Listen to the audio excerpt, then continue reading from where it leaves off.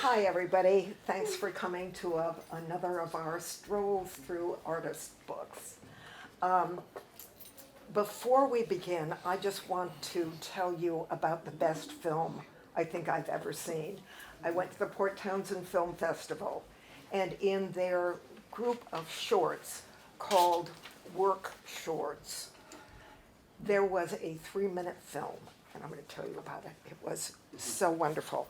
Okay, scene opens, there are all these men dressed in formal 3-piece suits, carrying briefcases, standing around on sort of courthouse steps or business office steps, and they're making desultory conversation, but just sort of waiting. And there you see some women in the background, but they're not interacting with the men. Mariachi music, and around the corner comes a little pickup truck driven by a Mexican gentleman. He hops out of the car, he goes around, he pulls out his paper, says, "Okay, listen up. Today I need 2 bank presidents, 3 chartered accountants," and they're all going, that's me, and tossing them and hopping in the truck, and then he says, "Okay, sorry, that's all for today, better luck next time." And the men that were chosen. Isn't that wonderful? You presented it so beautiful. Thank you. Jonathan Browning is the name of the director, and I think apparently it was to be a 20-minute short, but they missed a lot in the middle. Something happened to it, and they just made it 3 minutes. 3 minutes. It's perfect film. And speaking of perfect, an absolutely wonderful book artist, Catherine Alice Michaelis, who has been hard at the art and craft of making books for some 28 years. In 2 years, we are having a 30-year retrospective of her in the museum. And so, set your calendars for that. Catherine is a bookmaker, a printer, everything that has to do with the book arts she is expert in, and she has been a friend and a supporter of this museum from many years before it had a brick and mortar presence. So here is Catherine Alice Michaelis. Thank you, Cynthia. Hi, everyone. This is the 3rd time that I've been talking here in this little intimate space, and many of you look very unfamiliar. So I'm really happy about that because it's great that more and more people are finding this place and coming. So seeing all these new faces, I'm going to share some things that maybe some of the faces who know me more, it might be a little repetitive, but I want to give you a little bit of background. So right now there's a show up called Following the Thread, and it's a wonderful collection of work from Cynthia's collection of books that feature stitching. And I've curated a show in Tacoma called All Stitched Up, and that is a show of works that feature stitching. So we decided to have these 2 shows conjunct at the same time.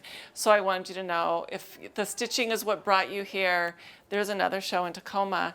And I have a piece in that show, and I'm going to talk a little bit about that. And I brought 2 catalogs from the show to pass around just to help me talk about my piece, but also for you to see some more work if you want. So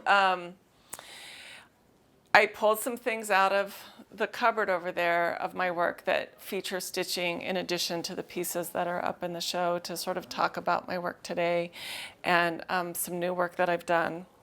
And this is my very first book. It's called Book, a Cherokee Primer. It's dedicated to my grandmother, who was part Cherokee. And in my very first book, I was really concerned with stitching. And partly it was wanting a book that looked very handmade, where you could see the assemblage of the book and there was nothing hidden. And so that's how this book was designed, was to be like that. So while I'll pass it around, the reason I pulled it out was because of the stitching on the spine. And for my 30th retrospective, I'm planning a volume 2. This has been the book that everybody still wants. And so I'm going to do a new book, a volume 2, with different words and images in it, and hopefully more, I want to say more sophisticated, but just a different book as well, and really push the way that I've designed this into a new way. So I'll pass that one around. So that was my very first book. And my press name is Mayday Press. And I was born on May Day, and then I got my first press on May Day. So I decided that Mayday Press was to be my name. There's someone else who's a Mayday Press out there who is more new, so don't confuse us. They do Mayday as one word, and I do Mayday as 2 words. I think that's how they got around it. So let me think. I will show you my newest book. I just finished this a couple days ago. Comes in a little faux velvet bag. And it's called Stitching Spinsters. And in the display cases back there, there's another book on a wooden spool called Mother's Measure. And there's another book called Beyond Blue that's on a knuckle bone of a seal that's shaped like a spool. So those 2 pieces back there are mine. And they're stitched very similarly. Those are on seam binding. This is on ribbon. And what I was wanting to do is, so again, to back up a bit, most of my work is informed by nature. When I started my press, that was my manifesto, I guess, was to do books that were about plants, seeds, flowers, leaves, whatever, and the environments, the communities that they grow in, and then the ethnobotany around them, the way that humans have been using plants throughout our history. And I just find that really fascinating. I think lately, maybe the last 4 years or so, I've just gotten more political about things and influenced, I think, by the culture we live in.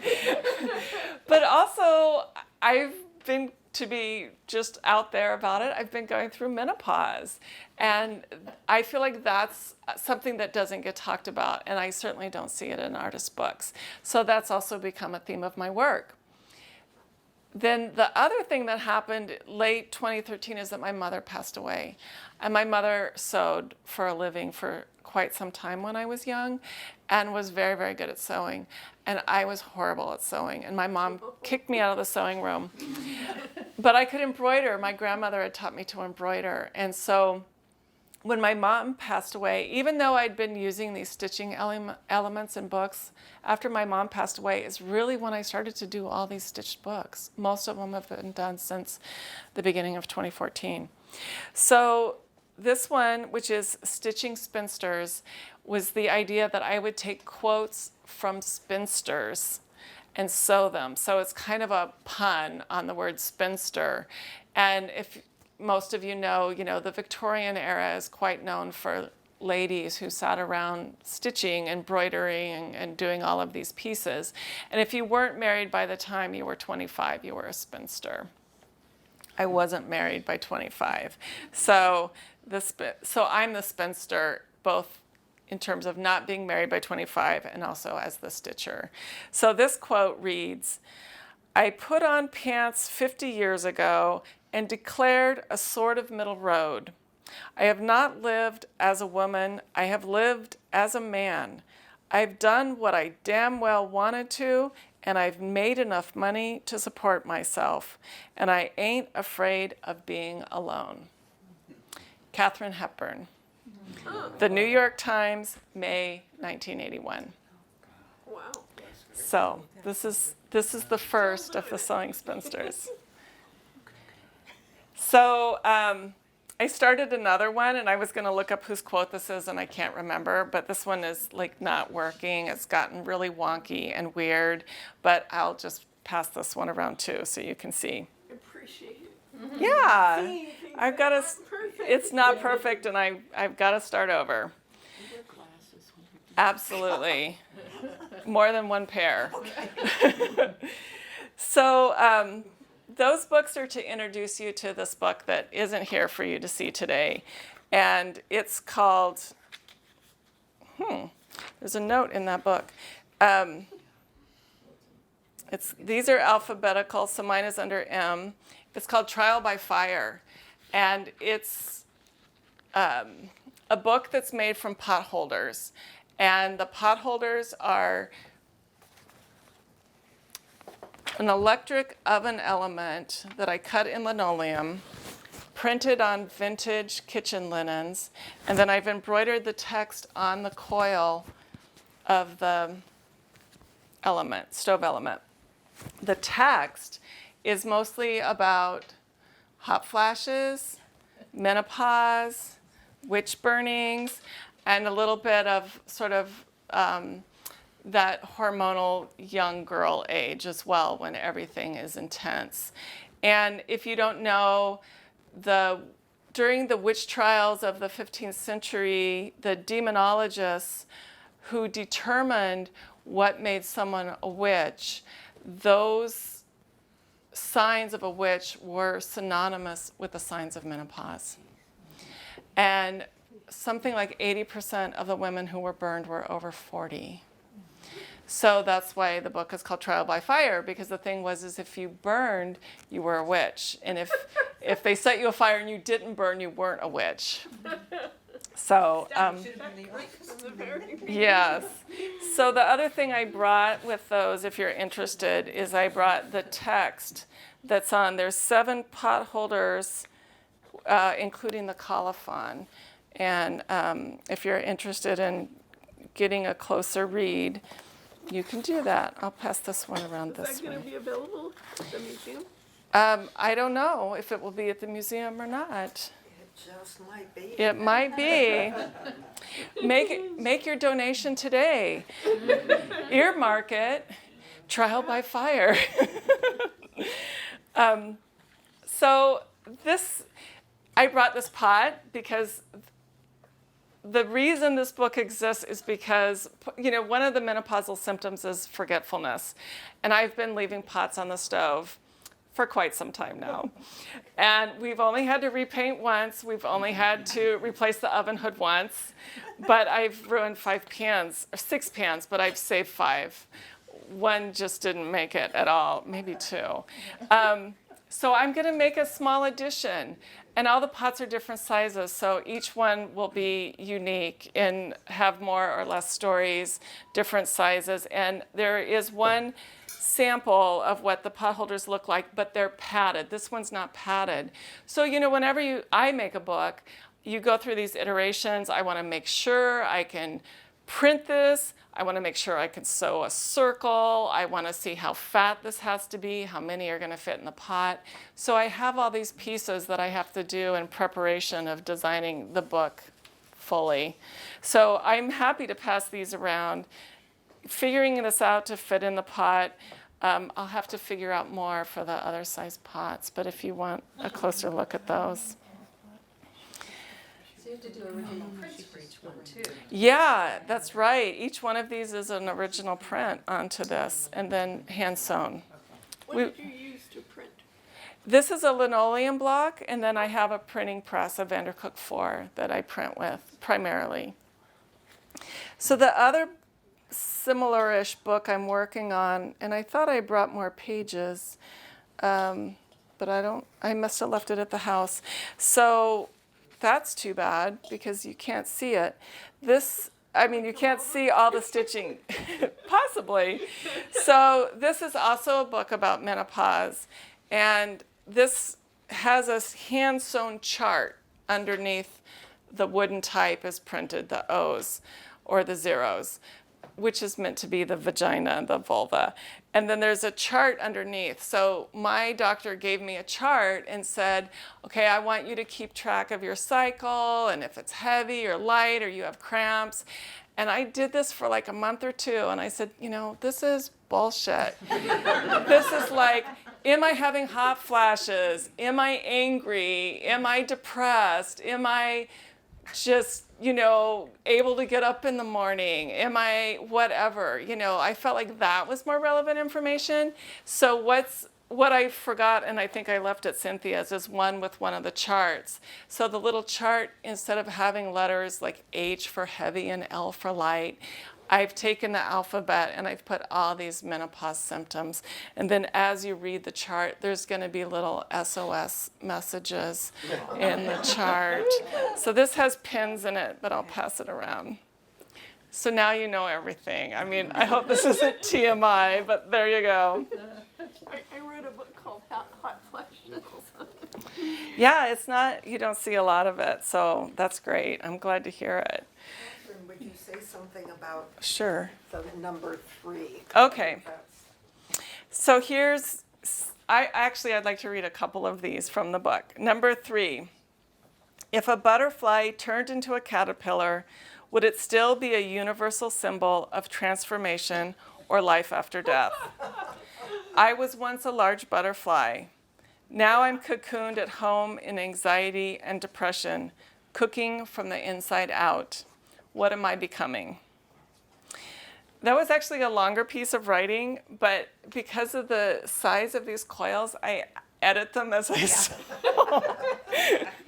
So some of the other ones might end up with a little more text, or some of the other stories. Let's see. Number 1 on the sheet reads, as a preteen, I was obsessed with the idea of spontaneous human combustion. My emotions were so intense, I was convinced they were flammable. It was my favorite suicide fantasy. My younger brother was a pyromaniac, setting fires in the closet and on the bed.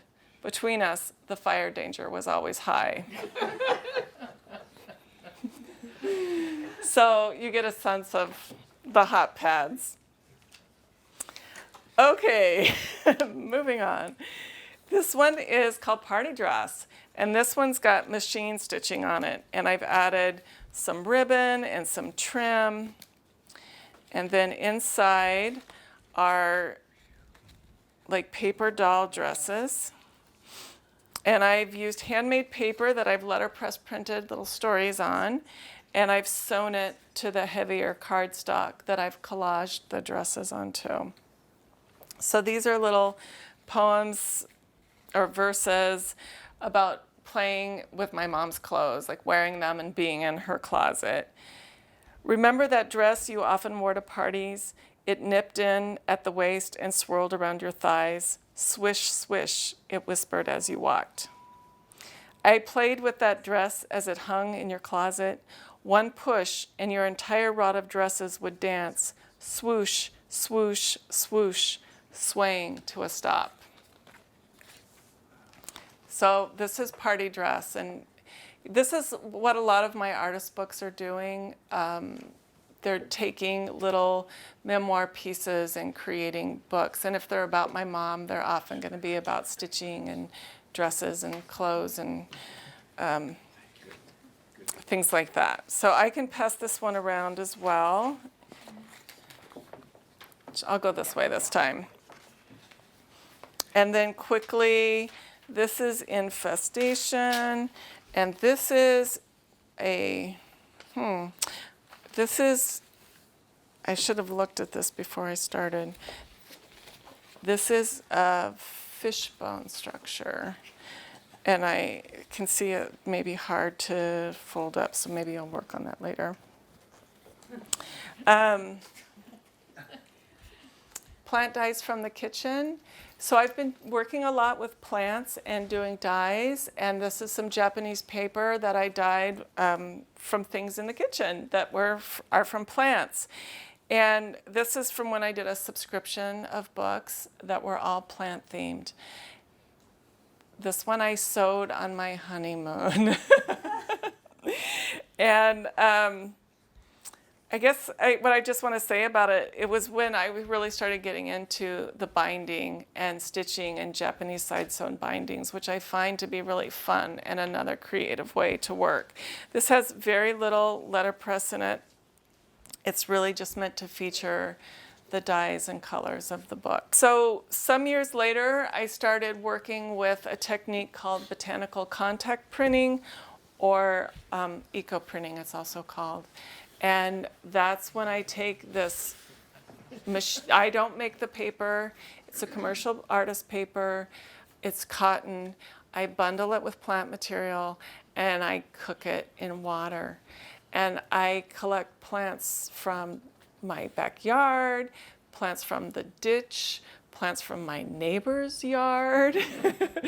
I pull things out of the pantry, and then I'm doing all these different kinds of folds. And my husband does this with me, and this is actually one of his pages.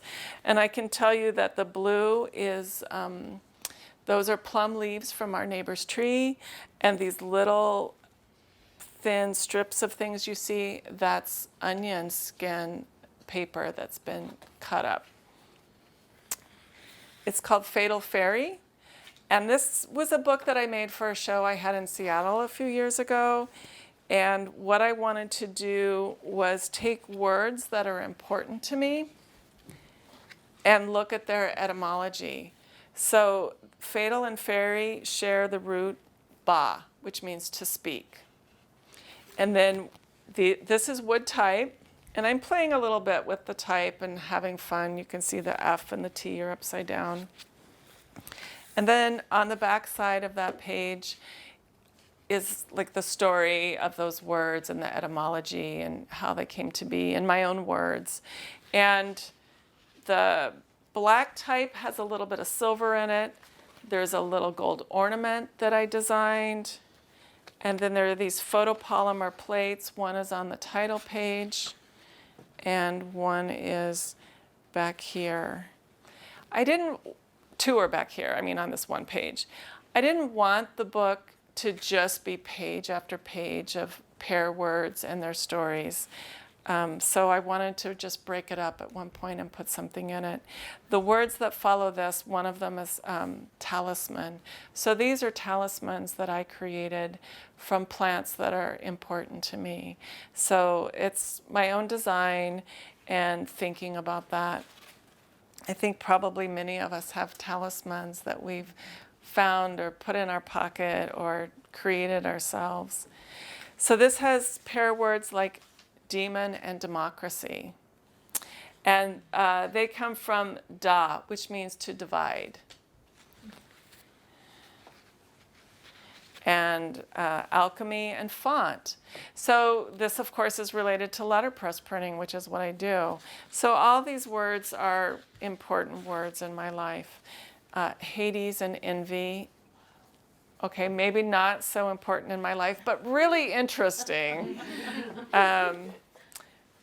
Grammar and glamour. And they come from the word gram, to write. So glamour comes from to write. And the reason, I think it's really interesting because glamour has really changed for us over time.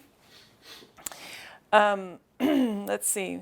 Grammar derives from the Greek root gram, that which is drawn or written, meaning any pictures or words. Until 1600, grammar referred not only to the rules and usages of language, but also to those rules written and drawn governing occult practices, which were once an acceptable subject of scholarship.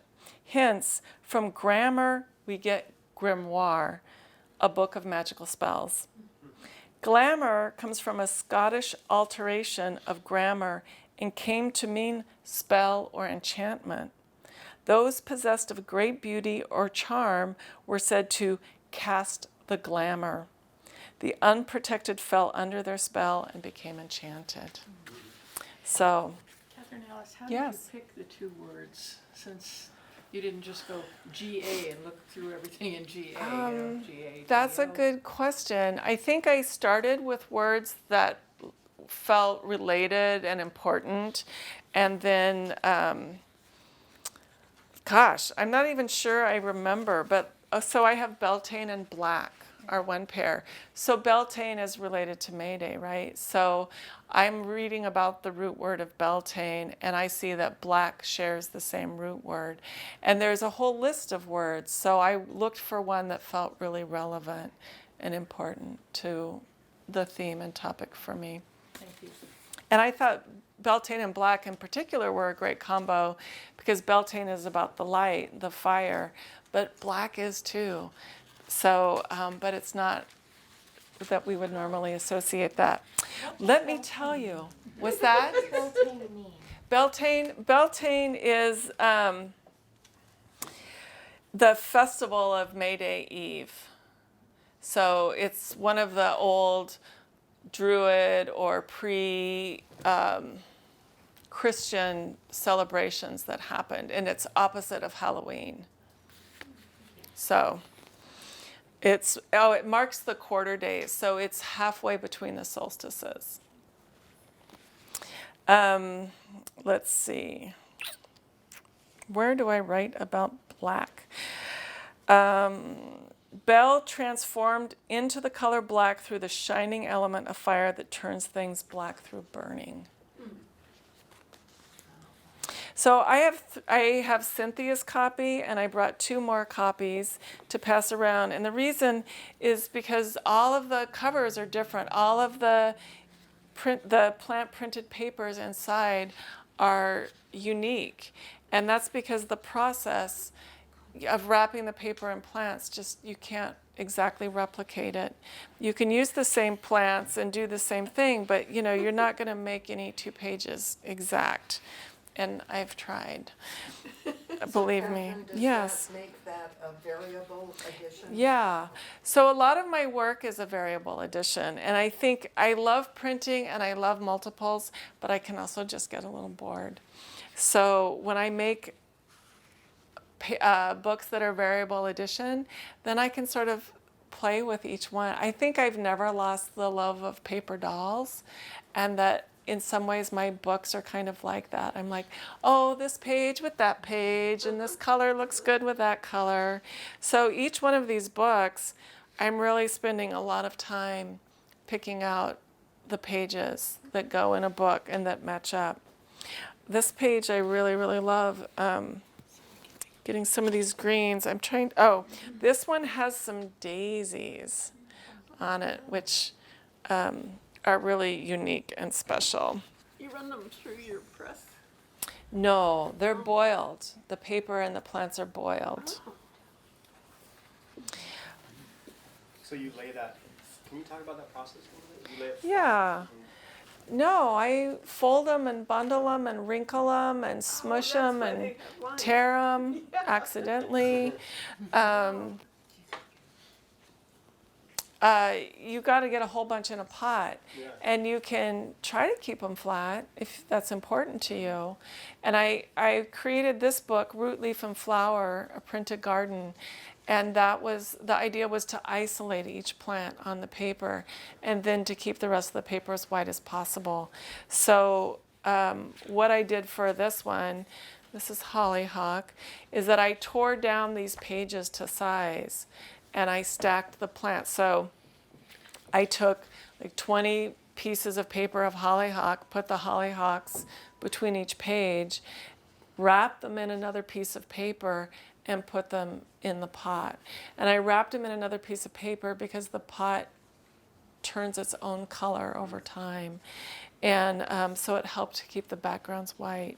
So in that instance, I did have a bunch of flat single sheets, but they're just this tiny.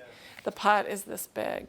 What's the process called again? It's often posted online as eco-printing, but it's also botanical contact printing, which is what I prefer to call it. It's kind of how I learned it.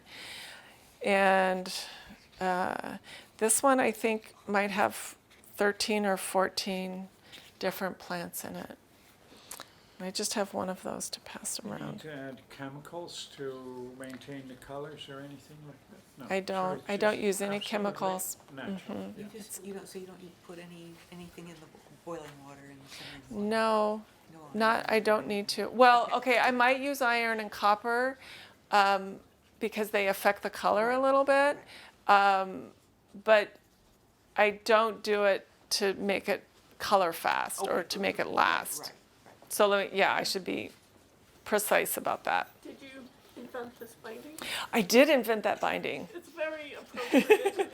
So, I mean, that's what I love, is coming up with a unique binding. And if you look at Fatal Fairy, that's also a binding.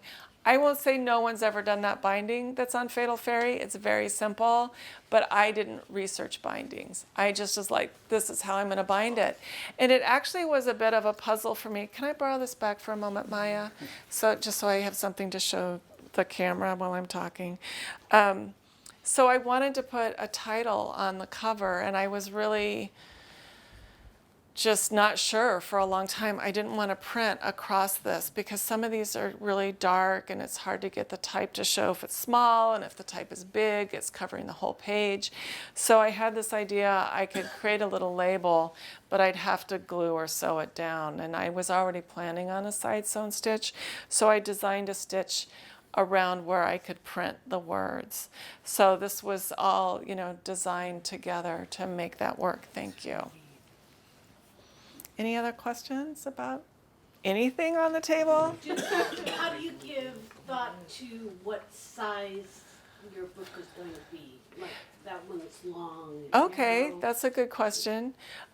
So the paper that I start with is a certain measurement, and if I tear it down into 8 pieces, it becomes the size of the pages of the book I did called Soil Dwellers, which maybe you've seen, but probably most people in here haven't seen. And it's, I want to say, 10 by 13. If I take that 10 by 13 and tear it in half into narrow strips, it becomes that size.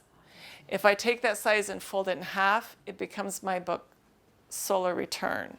If I tear those in quarters, it becomes this book. So I'm really just taking and using the whole sheet and tearing it down proportionally, and then keeping the grain the way I need the grain to be, which is the most important part of making any book, is having your paper grain going the right direction. We all learn from our mistakes. We're not. Or not, yes. Yeah, my very first book, the grain was going the wrong way. And I remember showing it to another book artist who says, we all make that mistake once. And I said, what mistake? Catherine, can you Yes. give us just a ballpark figure of how long it takes you to hand set this type? Just a ballpark. An hour, 3 days. Well, there's one page I need to reprint. And so it's taking 2 years to set that page. That's exactly my question. Yes. Where's that answer? It can take me half a day to a day. It just depends. And you set the type, but then the type goes in the press and you pull a proof. And all the type is not the same height anymore because it's getting printed at, you're pulling all these letters out of the drawer and you're using some letters more than other letters. And when they print, you've got highs and lows. And I have to bring all of those up to the same height so that they print well. That can take me hours at the press to get all the time. I mean, this book I worked super, super hard on getting it to print really, really well. And same with the wood type. It's not all the same height either. So there's a lot of work in the press to get the type to print well. And when you look at something that someone's printed, as a letterpress printer, that's what you're looking for. That's what you're looking at.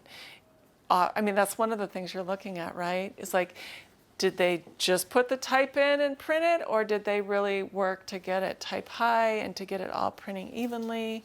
And type that's been printed a lot gets really flattened out, and I want to say almost looks bold compared to the original.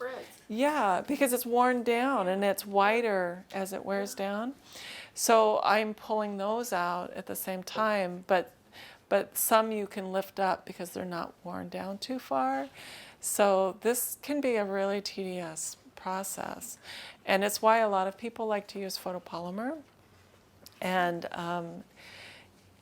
but the type, if you print carefully, it will last a long time. And that's the thing now too. If you go into gift stores, you see cards and they're letterpress printed and they're just embossed into the paper. That's photopolymer. No one would do that to no one who cares would do that to their lead or their wood type. So you might see letterpress printed things and you look at the back and you're like, oh, this doesn't look letterpress printed because I can't see it push through on the back. But it's not supposed to be pushed through. So just so you know, that's, Thank you. you're welcome. And that's a good lead into this book, A Revealing History of Women's Underwear. You might detect some of my other tendencies besides plants at this point.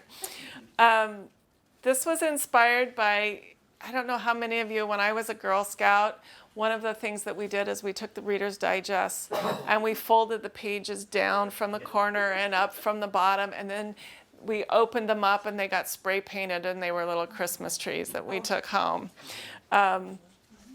So I was inspired by seeing a book, a modern version of that, a modern artist book version of that. I know Cynthia has some, next to some prints from Ladies Goodies China, which they have these big Victorian skirts and everything. And, whoops. And I was looking at those two together and I thought, what's under those skirts? I bet I could make a book that's shaped like this, but when you open it up, you would actually see what's under the skirts. So that's the story of this book.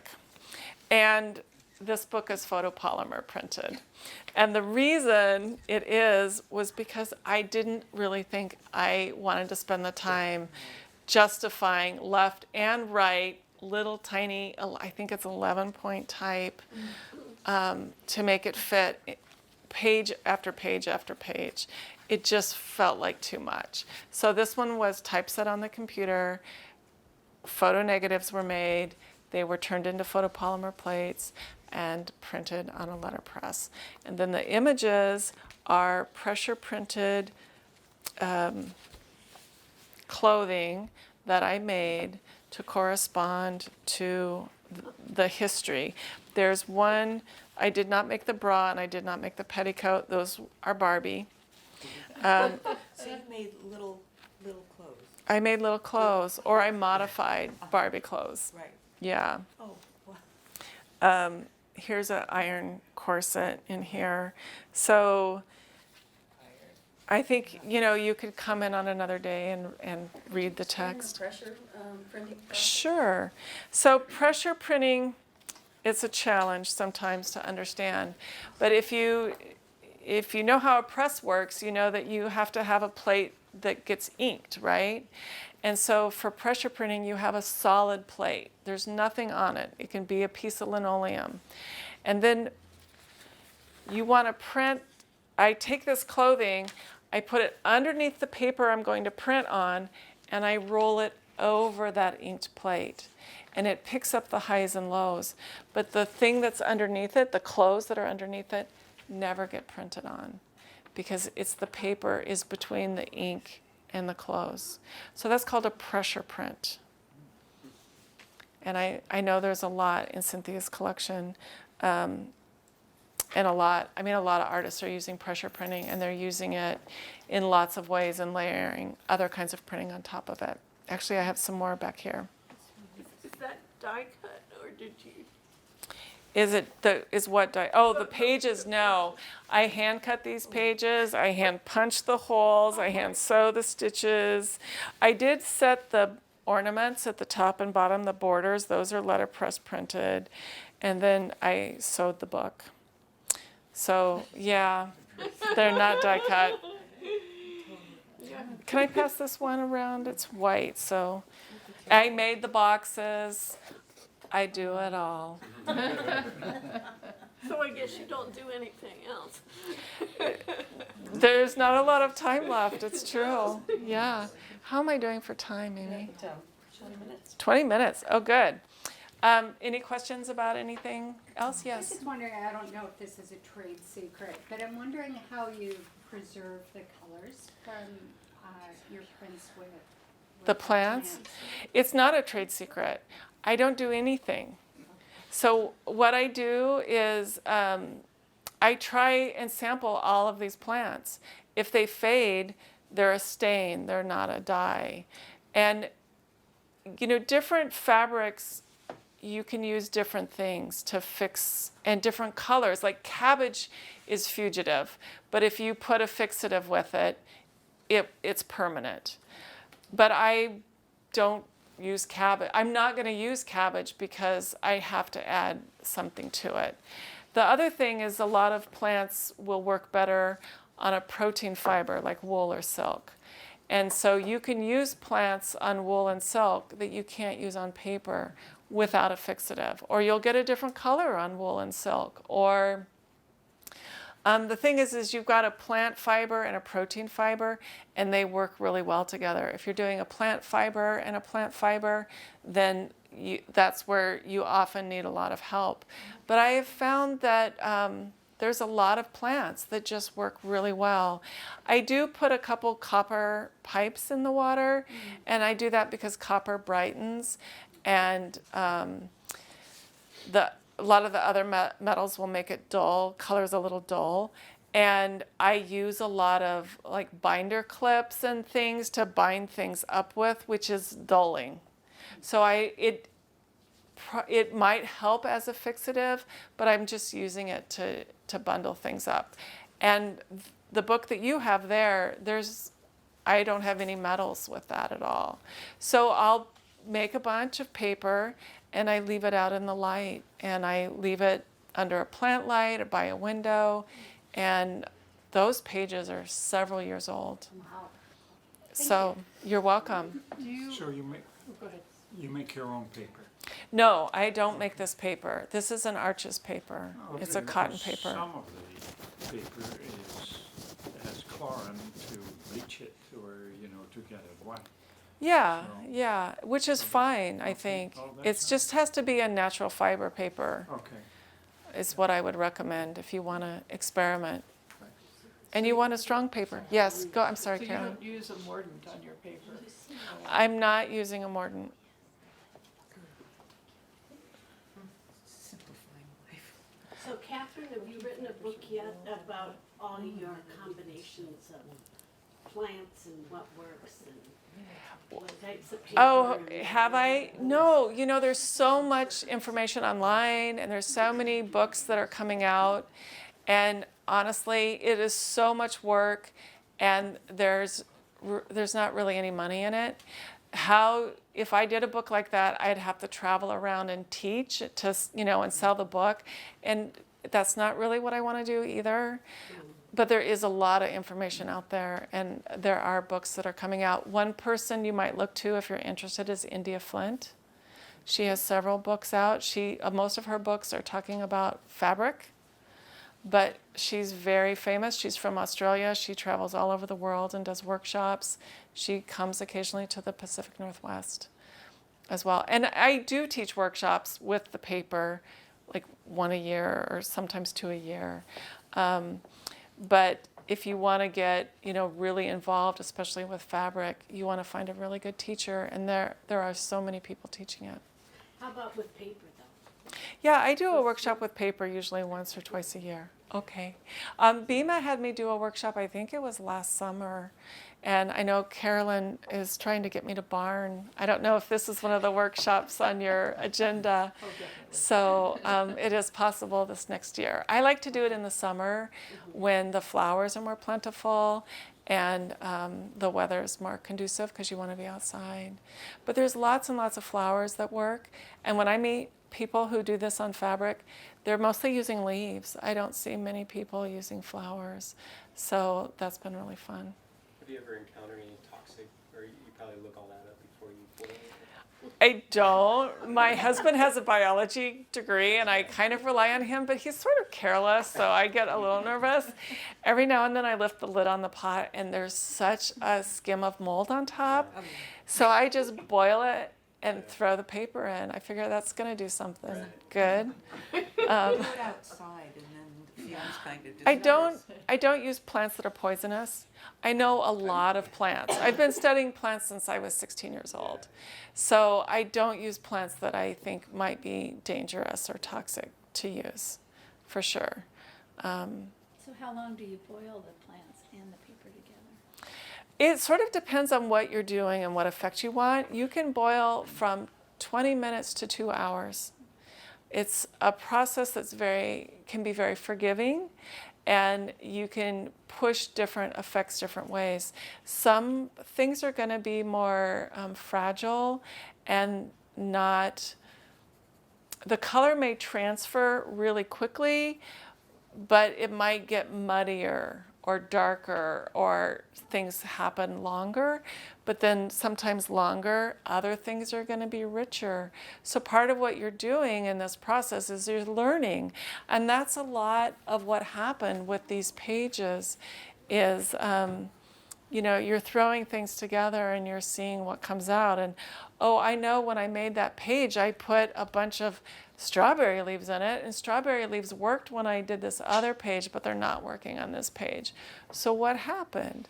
And taking note of that, and then really consciously trying to bring something to it. And then this paper has got a very dark background, and this paper has a light background. So this paper, I probably started with blackberries in the vat. So sometimes I'm dyeing the vat from the beginning as well. So blackberries, if I put a blackberry on the paper, I'm just gonna get this big smush. I'm not gonna get any detail. I'm gonna get a big smush of color, but it's not gonna have really a design to it. So I dye the vat with it, and then I throw the paper in. And I'll do that with things like goldenrod and other things. I'll dye the vat to start, but it generally turns either brown or black over time. Any other questions about that? How long do you use that water? Until I have to take the stove down and dump it out to put things away. I just leave it there and use it. Or if I don't like the vat color. Sometimes for a specific project, like this, I'll think, well, I have a lot of pages that are blackish in the background, and I don't want a lot of blackish in the background on every single piece of paper. So I might tip it out, and then I'll throw a little bit of tea or coffee or onion skins in it to give it a little color to start again, and go that way. You can do anything. I mean, it's just like dyeing, right? So you can start with a colored vat or not start with a colored vat. You can change the color. You can have 3 or 4 vats. And that's what I'll do in a workshop, is I often will have 3 vats, and I'll put yarrow or goldenrod in one and blackberries in one, and then the other one might have tea or coffee in it to get it going, or onion skins. So do you have ones that you have loved so much that you have not been able to do anything with them yet? Yeah, a few. I save those as samples that I bring to the workshops, and every now and then one will go into a book that's precious. The copy that Cynthia has, because I assumed it would come to Cynthia, I tried to put really beautiful papers in. But now I try to put beautiful papers in all of them. But if I know I'm going to see that book again and again, I might put one that's just a little more precious. The cover on that one is one of my absolute favorite covers. The cover on this one has, I'll tell you one of my secret plant things. This is the top of a poppy pod. So the poppies, those big bread box poppies, they only bloom for a few weeks in May, and they have that black top on the seed pod, and you have to get it before it dries. You have to get it at the right time. So I go through the neighborhoods. As soon as the petals are falling off of people's poppies, I pick them. I go through like the public park area in Olympia where I live, the farmer's market. They have a bunch of these poppies, and I go there on when the market's not up, and I only take them after the petals have fallen off, because I just have a few weeks, and then I just have to do a bunch of paper, and I might only get one per poppy pod that really shows. And sometimes I don't even get that one because it gets shuffled as it gets folded and things move. So it's really, really special and rare to get a poppy pod top. So, and that's something I really discovered late in the process. I keep trying new plants and new parts of plants and discovering things that do, I discovered that pollen will die. So I was using pollen from hazel tassels and, different things like that. And then I thought, well, these poppies, this is pollen. I wonder what this will do. So some pollen works and some pollen doesn't. So you use hazel tassels? Just Yeah. the whole tassel? Yeah. Because there's one growing down the street. Yeah, the ones with the pollen on them, right? The ones with the pollen. By Maya. So I think we're getting close to the end. I want to show you a few more things. Yes. Are you aware of the Himalayan blue poppies? that Yes. are made? Yes. Weyerhaeuser has them. I go every year to photograph them. Oh, I would beautiful. love to see some blues. Well, the poppy petals aren't going to work. Okay. I have not found that they work, sadly. Some things work and some things don't. Let's see, what else do I have over here?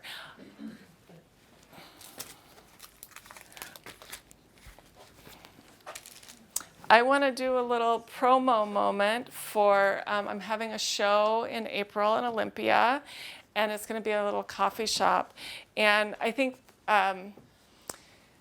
part of my experience with menopause and hot flashes is, I kept being told to stop drinking coffee.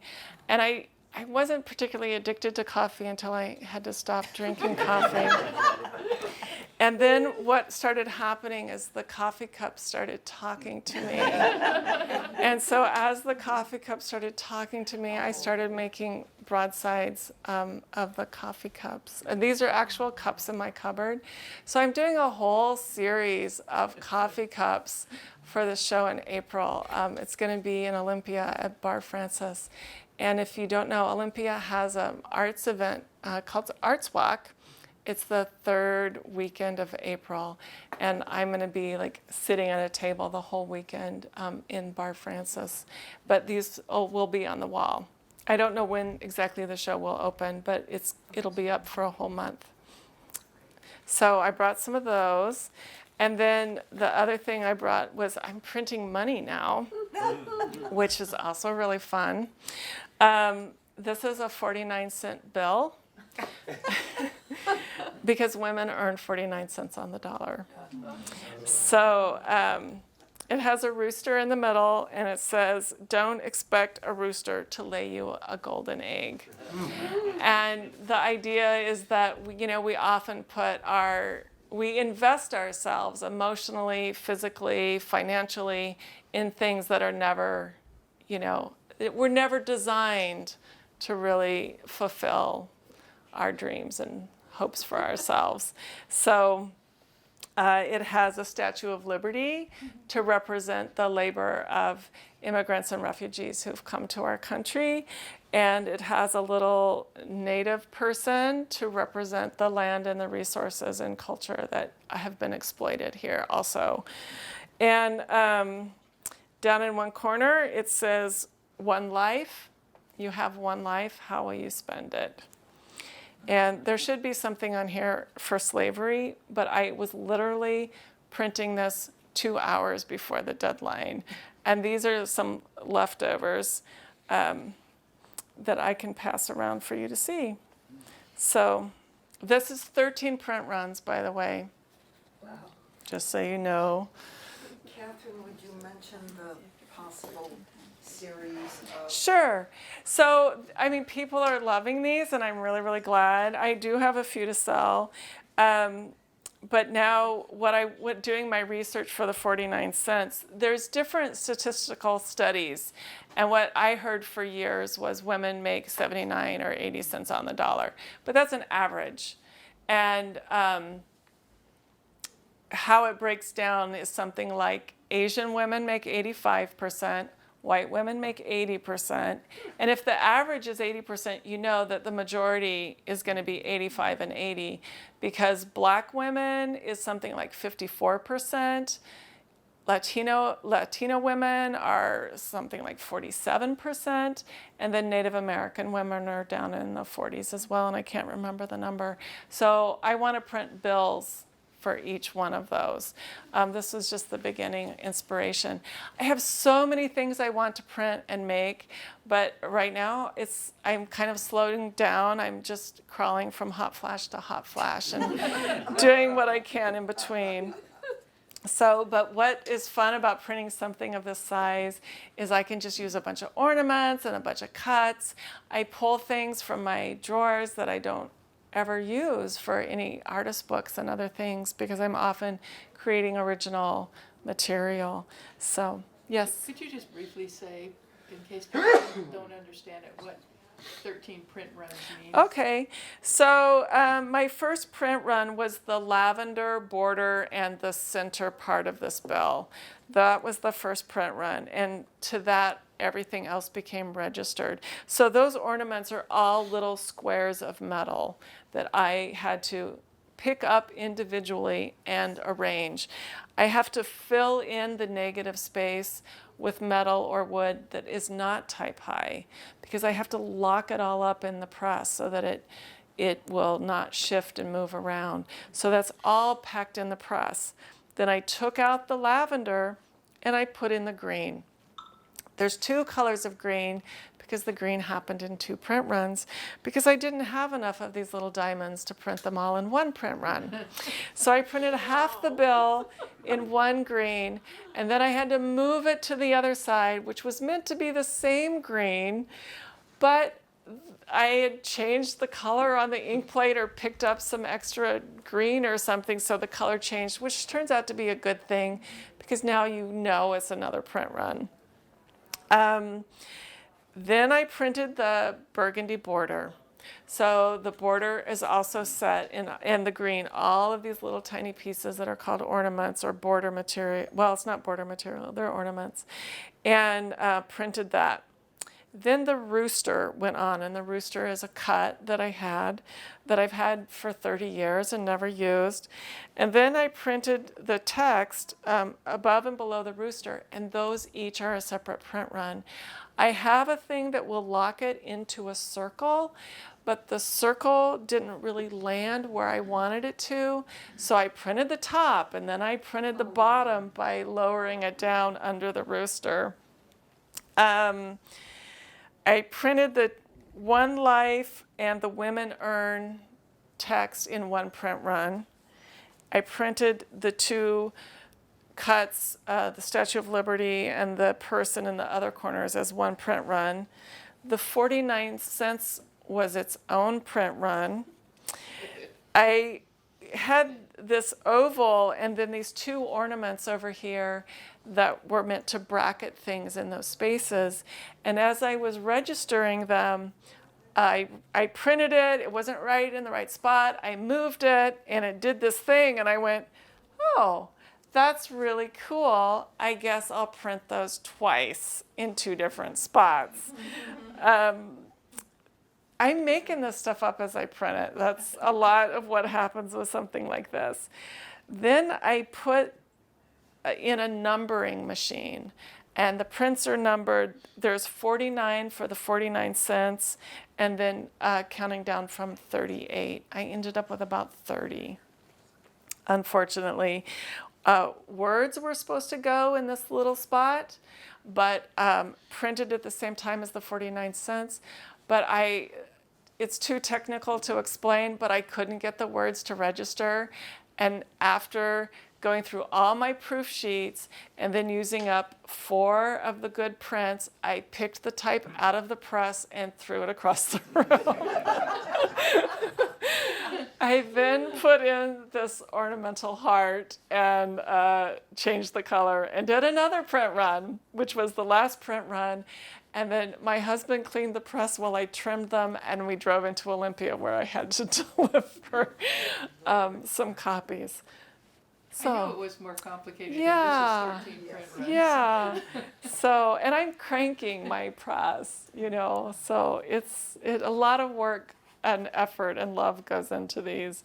And even like this, this is, let's see, 1, 2, 3, 4. This is 5 print runs on these as well. They're like reduction linoleum cuts. The type is always printed separately, so it will print better because linoleum likes more ink than type. So it's a different thing to pay attention to. Okay, so lastly, I have a little gift for each of you. So I'm going to pass these down. I'm not sure how many. Katie, please take one. And you can pass those down. Oops. And I print for a cause quite often, and I've brought some broadsides. These are pressure printed, and if you would make a donation of $20 or more, these go to organizations on the border to help immigrants and refugees, and that information is in the colophon. There's 2 designs. So those are other examples of pressure prints. And then I also brought some of these. These are linoleum cuts. These are geometry prints, and these are community collaborations, and this is when I invite people from the community to come into my studio, and I don't charge them. I give them the linoleum, the paper, and the tools, and I teach them how to draw geometry figures with just a straight edge and a compass. They cut their design, we print them, and then everybody gets to take some home. So it's just something I do to educate and bring people into the studio and build a print community. So those are donation of any amount. These are all unique. There's no 2 that are the same. We are constantly changing the color, the combination. You know, we start out with 10 of one design. Half of those get another cut on top. The other half get a different cut on top. And then we just sort of keep going that way. So if you like these, if you like geometry prints, those are up here. And then there's one more broadside. So anything else? Any more questions? Yes. What is your website? My website is Catherine-Alice. www.catherine-alice.com. And I'm on Instagram at Mayday Press Salish C. Do you want to give a little shout out to your Vimeo? I think I'm out of time. Okay. It's on my website. Yeah. Thank you so much. Thank you. Thank you, everybody.